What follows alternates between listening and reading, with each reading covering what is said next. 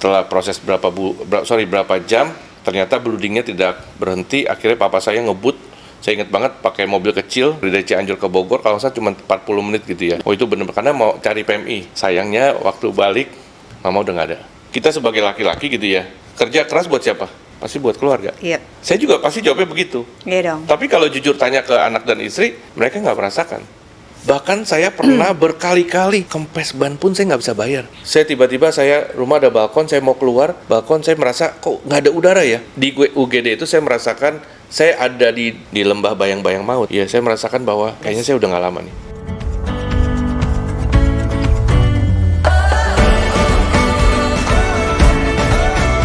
Halo GMCC Berdampak. Hari ini kita akan bicara dan berbincang-bincang sama seorang businessman gitu ya. Saya mengenal beliau dari keabsahannya atau latar belakang yang saya bisa bilang bahwa beliau adalah dari salah satu businessman. So siapa dia? Dia adalah Pak Yudi Budiman. Iya, shalom, Bu. Shalom gitu dong, Pak. Shalom. Yeah.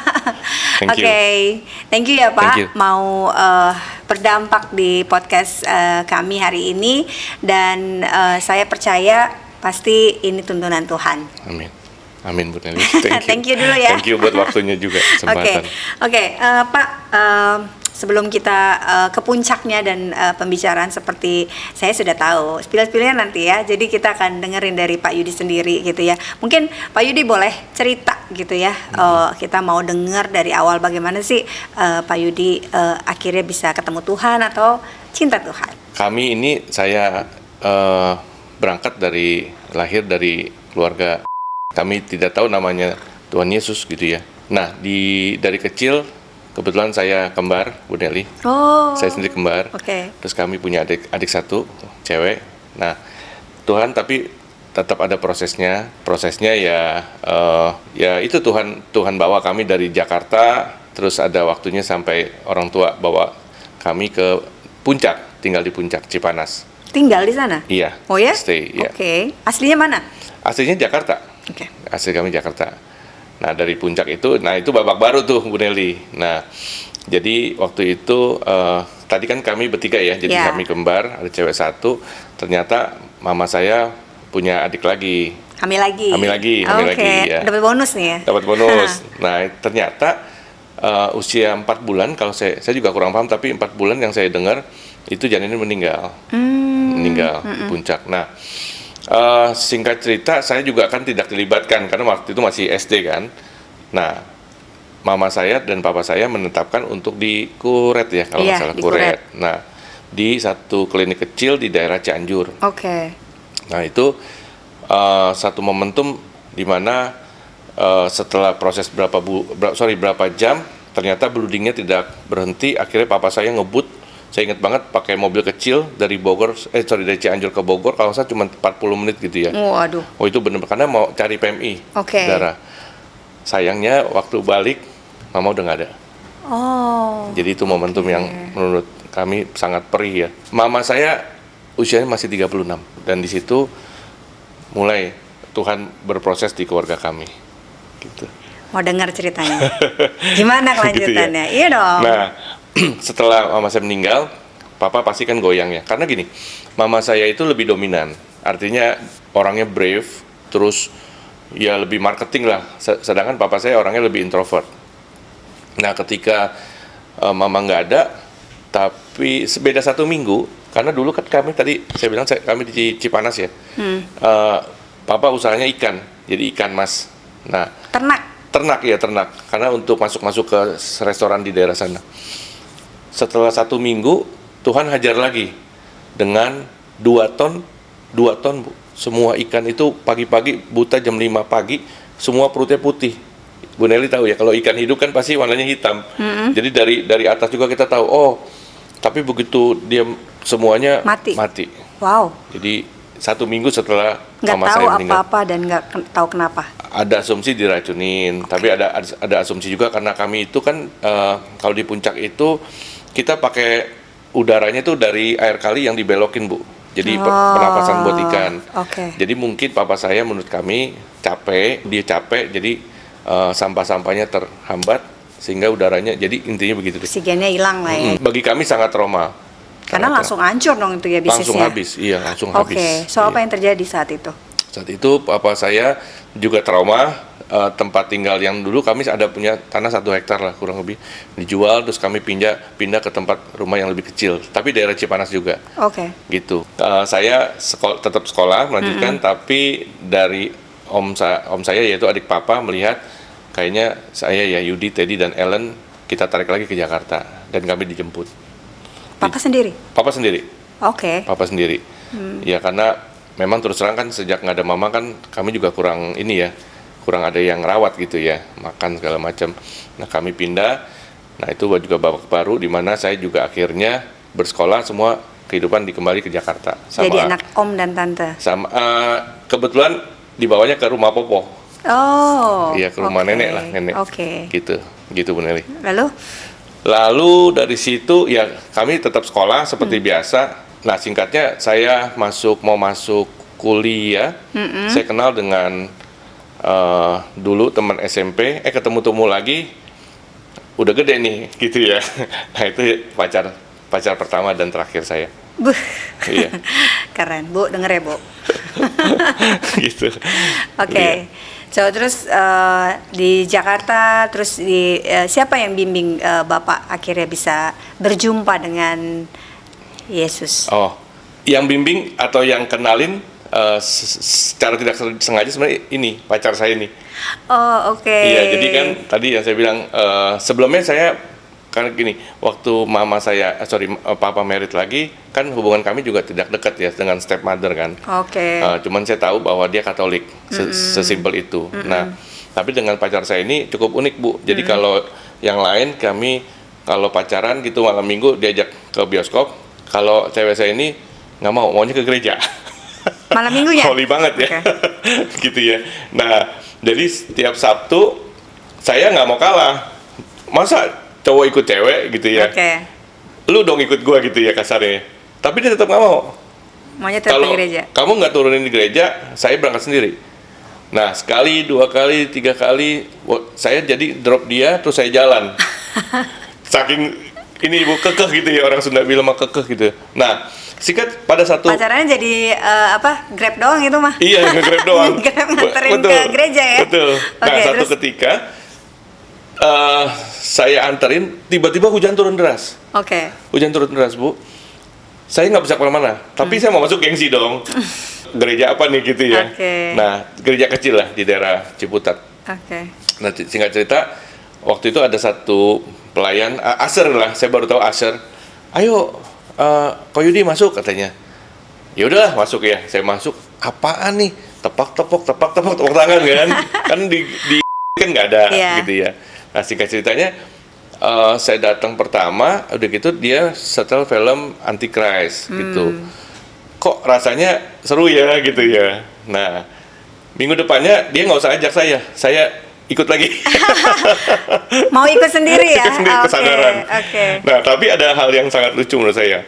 Jadi karena saya nggak paham apa itu altar call segala macam, kan dunia baru bagi saya. Ada satu ketika, mungkin belum lama saya ibadah di pemuda itu, komisi pemuda. Tiba-tiba di situ ada satu hamba Tuhan yang cukup famous waktu itu. Kalau saya nggak salah Pak Robinson Nainggolan. Ya waktu itu ya. Nah biasanya suka jadi translator kan. Nah lagi ibadah, mau selesai tiba-tiba hamba Pak Robinson bilang begini, yang sakit berbeban berat maju ke depan gitu ya. 1, 2 maju nih. Saya pikir-pikir gue sakit apa gitu ya. Tiba-tiba saya maju. Pacar saya kaget. Kan ada beberapa sudah kenal kan, si Yudi ngapain maju kan gitu. Maju. Nah, ini satu orang pertama didoain, kanker disembuhkan Tuhan gitu ya.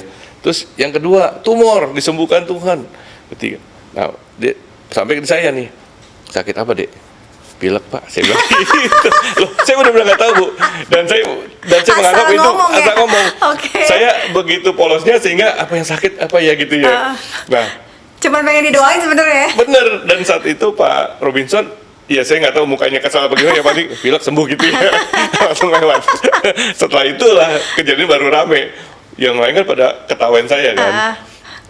Kalau pilek mah minum Panadol aja gitu.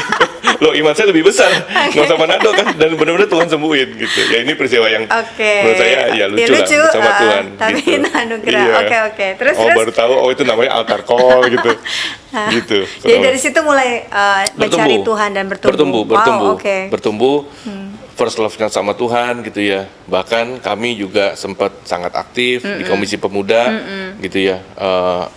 Hampir setiap minggu sampai teman-teman tuh tahu saya kan sudah bekerja juga gitu ya.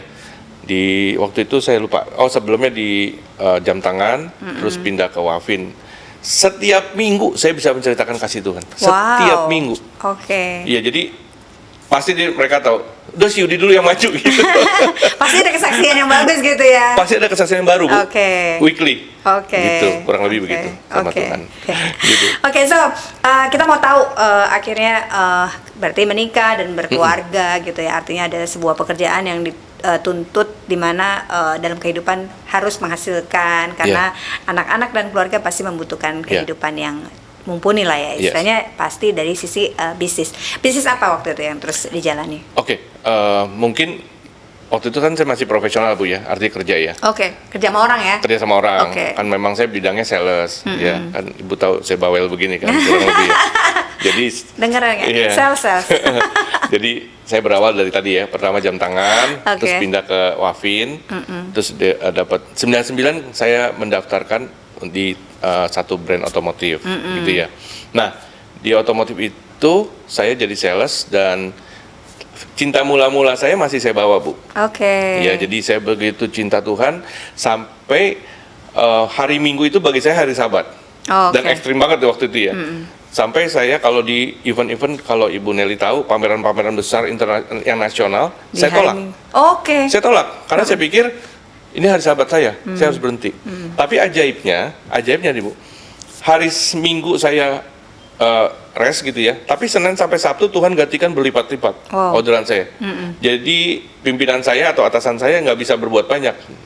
Mereka banyak yang bukan Kristen gitu ya, bukan anak Tuhan. Dia cuma bilang, si Yudi jangan dikasih Minggu, dia ke gereja. Gitu. Sampai mereka ada approval sendiri, dibelain karena jualan kami, dia tetap penjualannya ya? Tetap jualannya, tetap ya boleh sesuai dengan target lah ya? Sesuai target. Over malah? Achieve, iya. Gitu. Nah itu yang terjadi. Singkat cerita, nah ini yang menurut saya, kita mungkin teman-teman semua sahabat, kita belajar bahwa lama-lama sibuk nih, Bu. Nah ini babak baru ya. Dimana Tuhan bawa sibuk, naik sibuk, gitu loh.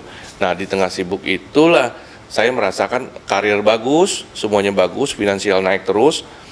Mulai lah ya. Nah ini mulai di bagaimana gini, Bu, kita sebagai laki-laki gitu ya, kerja keras buat siapa? Pasti buat keluarga. Gitu ya. Saya juga pasti jawabnya begitu. Tapi kalau jujur tanya ke anak dan istri, mereka nggak merasakan. Artinya nggak merasakan kehadiran saya. Kehadiran. Uang mah hadir dong. Uangnya hadir. Kan kita sebagai kepala keluarga merasa, gue sukses nih, saya sukses nih, saya bisa mencukupi. Yang penting uang. Iya. Kebutuhan mereka secara material, finansial. Tapi sebenarnya ada banyak hal yang lebih penting gitu loh. Nah itu saya sadar betul. Nah sehingga dalam prosesnya saya sibuk, naik. Mulai toleransi gitu ya terhadap apapun yang dilanggar sama firman Tuhan, mulai toleransi. Nah, tapi di hati kecil saya, Bu Deli, saya yakin bahwa sampai hari ini Roh Kudus tetap setia, ya, dan dia suka mengingatkan bahwa turning back, harus balik arah. Saya atau Bu Nelly dan teman-teman, kita tahu bahwa Tuhan itu kupingnya tipis ya. Jadi gini, waktu saya masuk jadi salesman, saya ingat banget, ini bangku seperti ini ya, itu bangku bos saya. Waktu bosnya nggak ada, tapi saya suka duduk. Tuhan izinkan nanti saya duduk sini ya. Ini sesimpel itu, kayak seperti anak kecil minta permen gitu ya. Tapi tanpa saya sadari, saya achieve-nya luar biasa. Dan kan promosi ya, dari sales terus naik ke kader supervisor, naik lagi ke branch manager. Saya merasa doa yang awal itu kan penuh kuasa tuh. Saya merasa yang saya jalanin usaha gue nih. Paham ya Bu? Akhirnya achieve ya, duduk di Achieve. kursi itu ya, Akhirnya duduk di kursi walaupun itu. berdoanya tuh penuh dengan kuasa. Iya, di awal. Terus, oke. Gitu. Jadi ya ini yang pelajaran bagaimana saya merasa sangat tipis hati kita ketika mulai bergeser ke arah sebenarnya gini, jawaban kita kan dijawab sama Tuhan doa kita. Tapi tanpa sadar kita lupa dan kita merasa ini effort saya nih. Gitu. Karena mungkin kita merasa saya bisa, saya pinter, saya mampu gitu loh. Kurang lebih seperti itu Bu, sampai dibawanya sedemikian rupa. Cukup panjang, waktu achieve-nya saya cukup cepat. Oke. Ya, tapi ketidaktaatan dan kekendoran ketaatan itu cukup lama.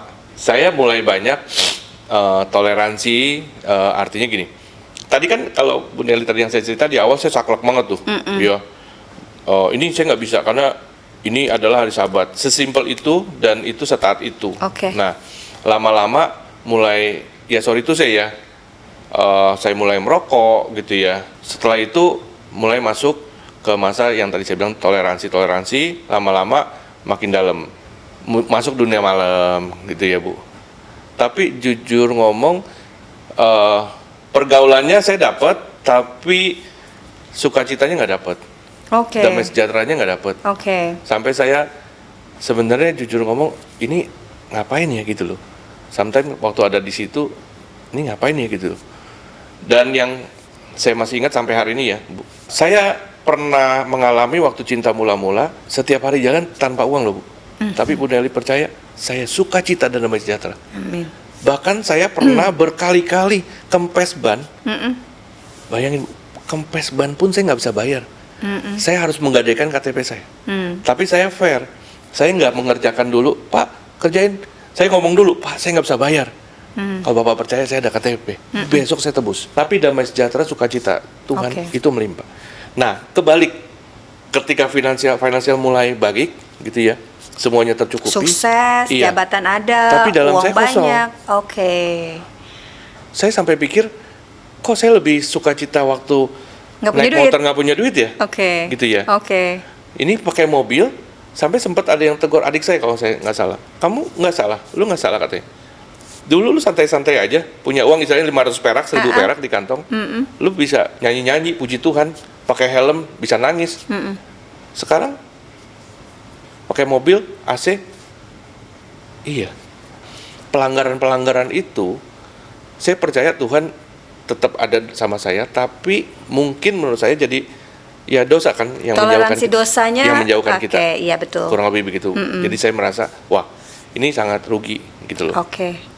Nah, makanya yang tadi saya bilang di awal, bagaimana di hati kecil saya, di hati terdalam tetap turning back, harus balik ya. Jadi saya ingat banget cerita bagaimana anak terhilang ya Bu di Alkitab, yang ayahnya kasih juga yang terbaik gitu loh. Ya, intinya sih begitu sih Bu. Boleh tahu nggak apa yang dilakukan saat itu? Yang saat itunya saya ya dunia Gelap. malam gitu ya. Terus hampir semuanya saya lakukan kecuali obat-obatan sih. Bagaimana dengan istri? Kan dia melihat dari yang Pak Yudi bukan siapa-siapa. Sampai akhirnya Pak Yudi sukses, tapi akhirnya sampai akhirnya hilang arah gitu ya. Yang tadi dituntun Tuhan baik-baik semuanya, terus akhirnya hilang. Apa yang dilakukan istri atau respon istri waktu itu seperti apa? Saya bersyukur saya punya wanita yang mendampingi saya, wanita yang kalau teman-teman bilang wanita yang super hebat gitu loh. Di saat saya artinya terpuruk secara bukan finansial tapi secara rohani, ketentraman, kerohanian, dia tetap dampingin saya. Bahkan setelah saya menceritakan semua dan saya bilang saya mau kembali sungguh-sungguh. Pertama kepada Tuhan, dan yang kedua saya harus istilahnya bayar harga dengan waktu yang hilang selama ini saya tinggalkan gitu loh. Dan puji Tuhan istri saya sangat support. Bahkan beberapa kali anak ambil rapot gitu ya segala macam yang sebenarnya sangat krusial, sangat penting kehadiran saya sebagai orang tua, tapi saya suka udah minta anak-anak dan istri yang ngerti bahwa saya lagi sibuk. Oke. Kan kebalik menurut saya. Iya. Harusnya kan saya yang melayani mereka kan, kehadiran saya. Nah itu yang saya bilang, kalau hari ini saya ingat dan puji Tuhannya Mas, saya keburu sadar. Kalau itu saya terusin, penyesalan saya pasti lebih dalam lagi. Gitu ya. Gitu, Bu Nelly. Wow, oke. Jadi memang betul-betul kayaknya Tuhan kirim seorang istri yang bijaksana, terus benar-benar mendampingi dalam kehidupan ya, bahkan dalam keterpurukannya bukan uang sebetulnya ya, Iya. tapi uang baik-baik saja waktu itu kan. Waktu itu on the way nggak baik-baik, Bu. Mungkin menurut Oke. saya memang pelajaran yang Tuhan pastikan kalau ekonomi terus dibuat baik kan biasanya kita sadarnya lama gitu ya. Tapi mulai nih ada goncangan-goncangan gitu. Gitu ya. Mulai. Jadi itu dirasakan, terus ya mulai mungkin muncul dengan hal itulah yang akhirnya menyadari. Iya, betul. Anak-anak bagaimana Pak? Begitu melihat keterpurukannya Bapak, mungkin ya menjauh dari istri juga Oke. gitu ya. Momentumnya adalah 2014. Kami ingat ketika di saat-saat saya berani nggak ya melangkah. Ini kan melangkah mundur nih, Bu. Ya bayangin beberapa teman kami yang tahu prosesnya saya mulai dari bawah terus sampai posisi demikian. Tiba-tiba saya mau resign sampai dia bilang, "Lu crazy," katanya, gitu ya. Saya bilang, "Secara duniawi ya, saya crazy, tapi saya harus menebus semua hal yang saya lakukan di belakang untuk depan." Dan saya fix waktu itu, saya lupa hadiah ulang tahun atau ulang tahun istri kalau nggak salah. Oh ya, ulang tahun istri, saya umumin bahwa, dan itu mendadak on the spot, Bu. Waktu itu ada beberapa teman datang, saya bilang saya resign, dan mereka juga kaget. Saya mau jadi ayah yang hadir, Bu. Gitu loh. Bukan hanya secara materi, tapi ayah yang hadir, ayah yang berperan dan suami yang berperan. Tapi saat itu anak-anak baik-baik saja atau memang ada hal-hal yang janggal yang terlihat atau apa? Jadi saya ada satu kejadian ya, yang sampai hari ini pun masih membekas. Jadi waktu itu saya masih bekerja, dan saya sudah punya kendaraan. Inti ceritanya kami lagi berjalan, udah mau sampai rumah sih, Bu, kurang lebih 200 meter sampai rumah. Nah, si nomor 1 dan nomor 2 ini, cicinya ini bikin nangis nomor 2 karena mereka bercanda. Tapi saya merasa, oh ini ada yang salah nih, gitu ya. Jadi saya over lah, saya berhenti mobil, saya bilang kamu turun. Bicara sama yang si cici, even cuma 200 meter sih, Bu, udah masuk komplek, kamu turun, saya bilang. Kamu udah bikin nangis. Oke, dia turun. Saya jalan pelan, bawa mobil, tangannya nempel di pintu, dan dia jalan sampai rumah. Mungkin saat itu saya nggak terlalu ingat ya, Bu. Tapi waktu berjalan, setiap bercandaan, kalau ada yang terlalu over, ini cici adik bicara, nanti diturunin loh. Paham ya, Bu? Sehingga luka itu ada lagi di saya keluar. Mungkin saya sebagai papi kan lupa ya. Sehingga bagi mereka mungkin sudah ketawa-tawa. Bagi saya it's hurt. Sangat sakit. Tapi kegengsian saya sebagai papi, saya tahan nih, Bu. Saya tahan. Saya pikir susah lah, mau seorang tua gitu ya. Sehingga satu momen ketika anak saya sudah kuliah, kebetulan di luar ya, Bu, atas anugerah Tuhan saya bisa FaceTime. Saya lupa, mungkin berapa bulan setelah dia di sana, waktu FaceTime, tiba-tiba ada impresi untuk, kamu harus say sorry. Dan Bu Nelly tahu, saya say sorry, bilang, Real, namanya Carol. Papi ada satu hal yang papi harus cerita, dan harus bicara sama kamu. It's very serious dan deep in my heart. Apa, Pi? Pas saya cerita, kejadian kamu pegang pintu, papi turunin, dan mukanya juga dia makin serius. Saya bilang, I'm really sorry. Papi benar-benar sorry, dan papi nggak pernah akan lakukan lagi. Please, maafin papi. Kami berdua nangis. Dan Bu Nelly tahu, setelah itu kami terjadi rekonsiliasi, dan tidak pernah hal itu diungkapkan lagi. Jadi mungkin bagi kita sebagai orang tua gitu ya, sepertinya that's a small thing, But it's tapi itu big thing. big thing. Saya komit, saya resign. Sebelum resign pun, sebelum tanda tangan surat, saya ajak makan di Red Bean. Hanya Red Bean, Bu. Dan anak-anak saya dan istri, saya bilang papi akan resign gitu loh. Oh, resign kenapa? Saya bingung alasannya kenapa ya? Oh, karena papi ada di comfort zone, saya bilang. Oke. Karena kan saya nggak mungkin menceritakan semua Oke. di comfort zone. Nah, terus ada yang besar ngomong, saya bingung kalau di comfort zone bukannya yang kita cita-citakan, Pi, gitu ya. Kan sebenarnya masuk akal kan? Dia Iya, bilang, iya. aku sekolah biar pinter biar dapat tempat yang nyaman. Itu saya bilang, comfort zone itu membuat kompetensi kita itu stuck, saya bilang. Oke, kalian setuju semua fasilitas jadi nggak ada? Semua grading kita harus kita turunin, even dari posisi yang paling simple makan. Nah, saya ingat banget di Red Bean itu saya bilang, papi nggak janji, mungkin makan di Red Bean ini papi usahakan 6 bulan sekali. Terus orang mereka kaget, karena kan ya mungkin biasa lah gitu ya Red Bean ya, kayak McDonald gitu ya. Tapi saya janji, saya bilang, papi usahakan 6 bulan sekali. Dan itu mereka agree. Dan ajaibnya Bu, setelah itu banyak banget kejadian yang membuat saya wow, dahsyat Tuhan. 2014 pas saya resign, tiba-tiba ada Holy Land Trip ya Bu, Ya. oleh Bapak Gembala. Dan saya setuju lah sama istri, intinya saya berangkat. Nah, waktu kami berangkat, waktu itu jumlah 100 orang. Sampai begitu mendarat, Gembala sidang bilang begini, siap dioperasi ya, gitu. Wah, kita bingung siap dioperasi apa nih, gitu kan. Nah, tapi kan setiap hari itu kan, ya kerjanya ya di Holy Land ya doa kan Bu, Iya. doa. Lebih banyak doanya lah daripada jalan-jalannya. Oke. Nah, jadi tiap pagi ngeliat orang kesaksian dapat apa, saya jealous nih Bu, jadi jealous nih. Kok Tuhan saya nggak pernah dapat apa-apa. Terus mulai ngedumel. Saya udah, sorry ya, keluar biaya, luangin waktu gitu ya. 1, 2, 3, 4, 5, kan 10 hari nih Bu. Nah, tiba hari terakhir, waktu itu ada di Hotel Laut Mati Dead Sea ya Bu. That's it. Dead Sea ya. Saya ingat banget, saya habis mungkin waktu itu ada ribut kecil sama istri, itu sama-sama tidur. Tapi jam 3 pagi saya dibangunin. Oke. Saya dibangun, tiba-tiba Bu, saya ambil handphone, bicara kesombongan.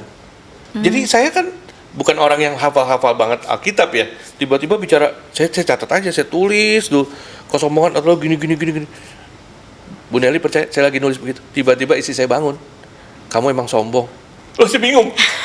Saya bingung. Loh, ini apa-apaan nih? Udah kan? Jadi saya langsung ngomong kan, Mi, kok aneh sih? Barusan aku di soal kesombongan. Dia dengan entengnya ngomong gini, WA-in aja Pak Wiryo. Kan saya nggak enak ya Bu, jam 3 pagi kan, 3:30 lah waktu itu kan berjalan. WA-in aja, nanti beliau maunya apa gitu. Saya WA-in nih, Pak saya ada sesuatu yang saya mau sampaikan. Jadi langsung jawab Bu, ternyata udah bangun. Oke, pas doa fajar ya Yud, oke. Udah nih Bu, di kepala saya adalah, oke, sebelum orang pada datang ngumpul, saya datang nih duluan sama Bapak nih, gitu kan Bu. Saya didoain dulu biar nggak ada yang tahu kan. Begitu saya cari-cari, oh ini ruangannya nih, kayak seperti ini gitu ya Bu. Saya duduk, saya merem, jam 5, kan acara jam 5 ya doanya. Jam 5 kurang 20 kalau nggak salah. 1, 2, 3, 4, saya buka mata, kok mulai rame ya Bu ya. Ternyata pas jam 5 pagi, tank udah penuh. Wah, si Bapak kemana nih? Katanya mau doain saya. Udah mulai nih Bu, manusianya keluar. Udah, lagi worship, tiba-tiba ada satu orang ibu berdiri. Hai kamu yang sombong. Wah, saya bilang, ini satu lagi saya kena petir nih kayak ini. Gitu ya. Hai kamu yang sombong, bla bla bla bla bla. 10 menit ada kali. Sampai Pak, waktu itu Bapak Gembala ambil mic. Sepertinya ada satu materi yang Tuhan mau sampaikan. Bagi yang merasakan, maju. Bu Nelly percaya, waktu saya mau maju Bu, itu kaki saya kayak jerantai sama besi barbel. Saya berat banget. Saya bilang, Tuhan, saya harus patahkan ini. Jadi waktu saya melangkah tuh, saya kayak ada rantai yang itu lepas. yang mungkin firman Tuhan belenggu ya. Bak gitu loh. Saya udah nggak melihat, saya cuma merem, saya nangis duduk di tengah-tengah. Tiba-tiba ada Bapak Gembala tangannya doain. Di kepala saya nih Bu, itu kan member ada 100 orang. Masa yang sombong saya doang ya? Pasti kan banyak kan? Kan banyak dong. Saya melek cuma saya doang Bu. Saya nggak ngerti. Tiba-tiba Bapak ngomong gini, sudah ya Yud, Tuhan sudah berbicara langsung katanya.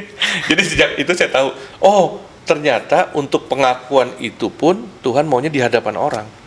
Jadi pembelajarannya cukup banyak dan banyak sekali Bu, pembelajaran setelah itu. Ya kurang lebih sih begitu. Berarti itu juga membuat pendewasaan buat anak-anak. Yes.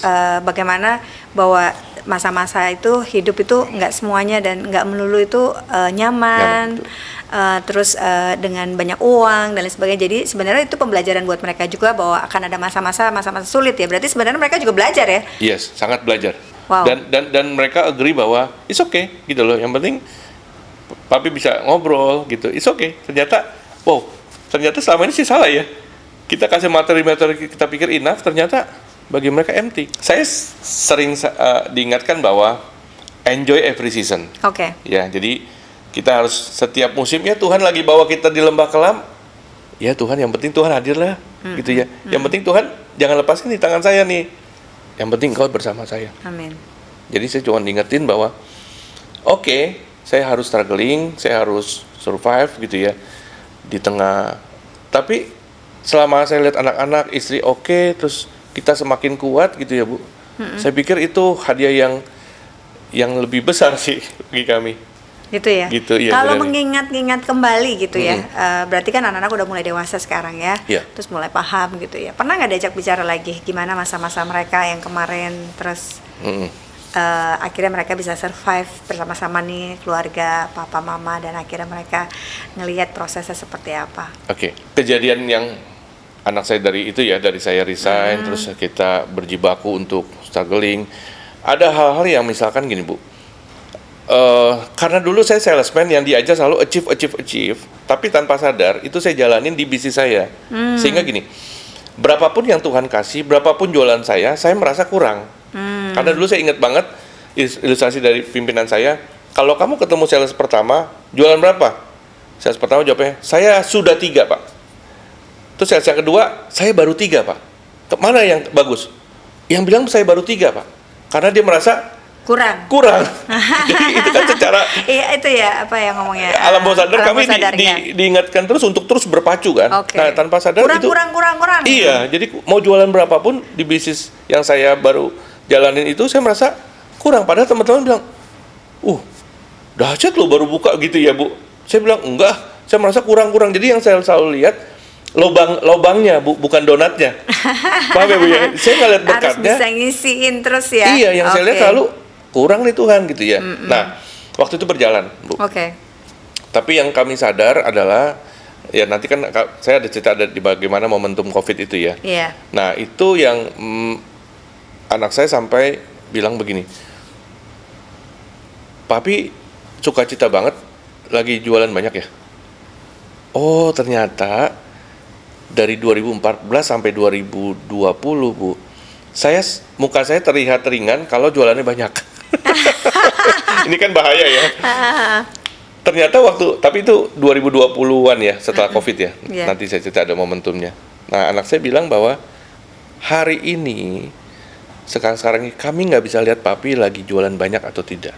Karena muka Papi sama, joyful. Oh. Tapi setelah Tuhan proses kan. Yeah. Oh dulu emang Papi gimana deh? Tahu lah kalau Papi lagi keras mukanya kita nggak berani deket gitu ya. Itu bisa dirasain ya. Iya. Oke. Bisa dirasain energinya, face-nya gitu ya, reaksinya. Oh iya karena kan ya Bu Nelly paham bahwa happiness kan dari luar, joyful dari dalam. Amin.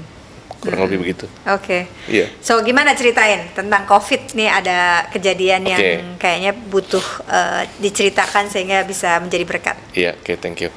COVID itu memang babak baru bagi kita semua ya. Jadi 2020 mungkin awal Desember saya ada demam.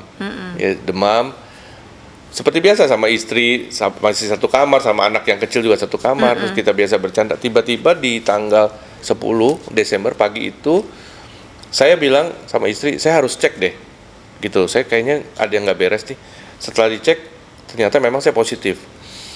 Waktu kabar positif itu saya benar-benar panik Ibu. Panik, terus saya resah, apalagi saya ingat bagaimana dengan anak dan istri. Wah, kalau dia ketularan kan repot Ibu. Iya. Gitu ya. Hitungan berapa jam kami nunggu hasil gitu ya. Itu apa ya namanya sih? Gejalanya meningkat drastis Bu. Saya tiba-tiba sesak. Oke. Saya rumah ada balkon, saya mau keluar balkon, saya merasa kok nggak ada udara ya. Ngap sekali. Kalau Bu Nelly tahu ilustrasi kayak kita dipakein plastik Bu. Oke. Seperti itu. Nah, istri sampai sore nyari oksigen. Oksigen. Saat itu susah banget, Iya. sulit banget. Sampai ada teman-teman, beberapa teman Komsel juga, ayo gua ada nih, saya second atau apa gitu ya. Yang penting ketolong dulu. Nah, singkat cerita sampai berlanjut ke malam, tiba-tiba memang mujizat terjadi, saya dapat rumah sakit, Eka Hospital. Pada saat itu lagi antri-antrinya. Penuh. Nah, di UGD itu saya merasakan saya ada di the valley of death, di lembah bayang-bayang maut. Saya merasakan itu, Bu. Oke. Iya, saya merasakan bahwa Ya udah. kayaknya saya udah nggak lama nih, gitu. Karena sesak, terus saya udah merasa saya kurang nih, suster. Kasih yang besar ya, Pak. Apa selangnya, Bu? Masih nggak berasa, Bu. Oke. Setelah ini Bapak tahapannya adalah bolongin trakea. Oh. Wah, saya takut sekali, Bu. Saya takut banget dan saya bilang, Tuhan, apakah ini waktunya gitu loh. Tapi ada audible, ini yang saya sampai saat ini saya ingat. Ada suara, don't look at the storm, look at me. Jadi terus saya di audible ingetin, jangan lihat badai, lihat saya. Terus, Bu, sampai perpindahan masuk kamar rawat, itu pun terjadi. Oke. Nah, sebenarnya momentum COVID itu momentum bukan hanya karantina secara fisik, tapi juga secara spiritual, Ya. gitu ya. Jadi Ya. saya merasakan bahwa termasuk dalam sekian hari itu tidak ada orderan, tidak ada yang kontak. Dalam hati kesel juga nih, Bu. Sakit sih sakit, tapi kan kewajiban jalan ya. Iya dong. Bener ya? Iya. Kan segala macam kan nggak mungkin anak-anak puasa. Jadi saya berpikirnya tambah stres, Bu. Tambah stres. Biaya bagaimana gitu kan. Kehidupan bagaimana nih. Saat itu tanggal 10 bergerak. Tapi di awal saya ingat banget. Saya tanya salah satu suster, saya bilang, berapa lama biasanya, Sus? 1 bulan, Pak. Wah, makin stres lagi, Bu. Makin stres lagi. 1 bulan gimana? Siapa yang ngelola showroom? Siapa yang ngelola ini gitu ya. Tapi saya bilang, tiba-tiba saya perkatakan, 5 hari Tuhan saya sembuhkan. Suster tampangnya nggak enak. Mungkin maksudnya dia lewat kali ini orang sempat. Karena saat itu lagi berat-beratnya ya. Oke. Nah, di saat itu saya ingat banget, saya mulai dicekam ketakutan, dicekam kekhawatiran. Terus, Bu, padahal saya ingat banget dokter pun nggak berani datang. Dia Oke. pakai apa, APD pun pakai by phone ya. Di hari-hari itu istri saya ingetin saya bahwa mungkin saatnya Tuhan mau lebih intim. Gadget kamu taruh aja. Ini istri ya. Iya. Kamu airplane mode aja. Saatnya kamu banyak nyembah, saatnya kamu banyak memuji Tuhan, saatnya kamu banyak baca firman. Oh iya ya. Dan itu yang saya lakukan, Bu. Sehingga tanggal 14 malam saya dengar salah satu ibadah. Saya ingat banget, tiba-tiba saya nyembah, saya nggak berasa. Terus nggak lama saya tidur, istirahat. Besok paginya nih, Bu, ini momentum. Besok paginya saya kayak analoginya gini, Bu. Si khawatir saya kemana ya? Saya sampai kayak cari kantong gitu ya. Kan selama ini kan gerogotin saya di rumah sakit. Saya cari kantong sini semuanya. Kemana hilangnya? Dan yang ajaib nih, Bu, saat itu juga siang dicek sembuh total. Wow. Jadi 5 days, benar-benar yang saya perkatakan dengan iman, benar-benar suster bilang, Bapak sudah boleh pulang. Oh, luar biasa. Jadi ternyata di momentum COVID itu, selain saya belajar bagaimana handle penyakit, Bu, tapi Tuhan kasih soal pelajaran kekhawatiran. Saya nggak ngerti Tuhan baik banget deh sama saya. Saya sering banget mengecewakan, tapi Tuhan setia banget. Amin. Itu yang saya rasakan sih. Sometimes saya suka berpikir gini, bersyukur Tuhan tukang sampah, gitu ya, karena sampah-sampah yang kayak saya ini kok masih mau diangkat. Kalau Tuhan bukan tukang sampah, ya saya udah ada di pembuangan sampah. Iya. Gitu. Kalau sampai hari ini saya masih dilayakkan sama Tuhan, dan mungkin masih bisa bersaksi, menceritakan kebaikan Tuhan, karena menurut saya memang harus diceritakan, gitu loh, karena kasihnya tanpa batas. Itu yang saya rasakan. Dan bukan hanya itu, saya sambung sedikit, Bu Nelly. Boleh? Setelah saya COVID itu selesai, saya keluar, itu kurang lebih kan udah tanggal belasan ya. Itu penjualan atau omset kami masih 0, Bu Nelly. Ya. Saya cuma bilang, Tuhan, kalau dulu kau pelihara saya, engkau Tuhan yang sama, yang merawat saya. Ya kan? Burung di udara, bunga bakung di padang, Tuhan hiasi. Masa saya nggak dirawat? Bu Nelly percaya? Di tanggal 20, Bu, sampai ke akhir, berarti kan 20 Desember sampai 10 hari, penjualan kami break the record. Wow. Jadi benar-benar Tuhan cuma mau kasih lihat sesimpel itu. Dan dia cuma mau kasih show off kalau taat. Ini loh. Jadi dari Januari sampai November, jualan kami tidak pernah sebesar 10 hari terakhir. Jadi saya melihat, ngapain saya khawatir overthinking gitu ya? Apa ya Tuhan pelihara? Itu yang biasa yang ketakutan kita kan. Apa Tuhan di depan, ada Tuhan pemeliharaan Tuhan lah, rezeki dari mana? Loh, makanya sampai sejak saat itu tuh Bu, saya bilang, oke, saya akan rilis semua kekhawatiran saya akan lepasin semua di kaki Tuhan. Loh, selama saya nggak khawatir Tuhan pelihara dengan dahsyat, gitu loh. Dan anak-anak saya, mereka tahu semua bahwa itu membelajar Bu. Ketika kita benar-benar bergantung sama Tuhan, kita angkat tangan sama Tuhan. Fokus Tuhan, sama Tuhan. Iya, Tuhan turun tangan. Oke. Wow, oke. Keren banget ya ceritanya sih. Sebenarnya ini lebih ke saya mendapatkan pelajaran bahwa inilah hidup orang-orang Kristen yang mengasihi Tuhan, betul-betul yang hidupnya itu fokus dan berharap hanya kepada Tuhan. Nah, hari ini pembelajarannya menurut saya adalah sebagai orang Kristen itu tidak akan bisa juga lari dari setiap masalah gitu ya.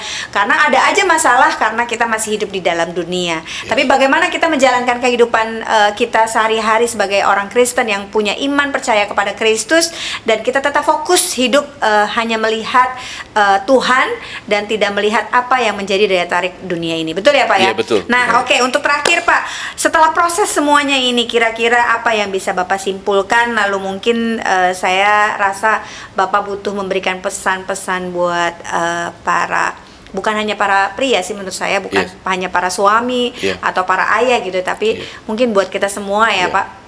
Untuk sampai sesatu tujuan itu gampang sih Bu. Oke.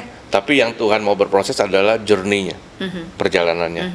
Dan kalau saya boleh kesaksian, ternyata salah satu yang Tuhan bentuk adalah karakter, gitu ya.